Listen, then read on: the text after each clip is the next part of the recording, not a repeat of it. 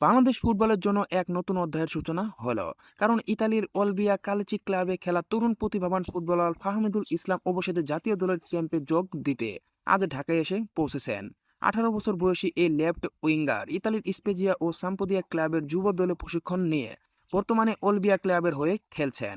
Bangladesh football federation BFF তার ক্লাবের কাছ থেকে ছাড়পত্র পাওয়ার পর তিনি জাতীয় দলের ক্যাম্পে অংশগ্রহণের জন্য ঢাকায় এসেছেন।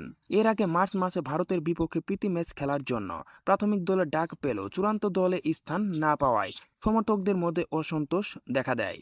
তবে এবার এশিয়ান কাপ বাছাই পর্বে সিঙ্গাপুরের বিপক্ষে গুরুত্বপূর্ণ ম্যাচের আগে তাকে দলে অন্তর্ভুক্ত করা হয়েছে। ফাহমিদুলের আগমন দলের জন্য নতুন শক্তি ও উদ্দীপনা যোগাবে বলে আশা করা হচ্ছে।